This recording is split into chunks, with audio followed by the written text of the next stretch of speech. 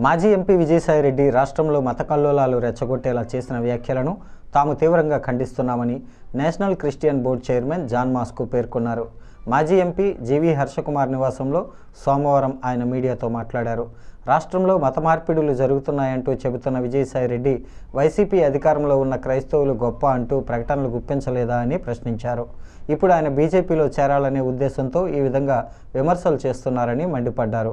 రాష్ట్రంలో హిందువులు, క్రైస్తవులు, ముస్లింలు సోదరభావంతో మెలుగుతుంటే చూసి ఓర్వలేక ఆయన ఈ విధంగా మాట్లాడుతున్నారని ఆగ్రహం వ్యక్తం చేశారు.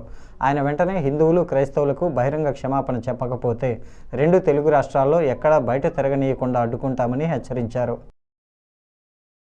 నిన్న తిరుపతిలో మాజీ ఎంపీ అయిన విజయసాయిరెడ్డి గారు విలేకరుల సమావేశం ఏర్పాటు చేసి ప్రశాంతంగా ఉన్న ఆంధ్రప్రదేశ్లో మత కల్లోలు లేపే ప్రయత్నం చేస్తున్నారు. విజయసాయిరెడ్డి గారు నిన్న మాట్లాడుతూ ఆంధ్రప్రదేశ్లో మత మార్పిడులు ఎక్కువ జరుగుతున్నాయి, క్రైస్తవులందరినీ ఇక్కడ నుంచి తీసేయాలి, హిందువులంతా ఏకం కావాలి, సనాతన ధర్మం గొప్పది, మనం హిందువులమంతా ఏకంగా పని చేయాల్సిన అవసరం ఉంది ఇప్పుడు అంటూ మాట్లాడారు. విజయసాయిరెడ్డి గారు మొన్నటి వరకు మీరు వైఎస్ఆర్సీపీలో ఉన్నప్పుడు క్రైస్తవులు గొప్ప అని మాట్లాడారు, రాజకీయాలు మాట్లాడారు.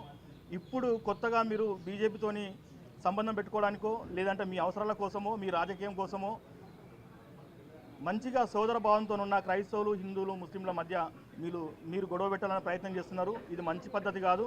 విజయసాయిరెడ్డి గారి మాటలన్నిటి మేము ఖండిస్తున్నాం.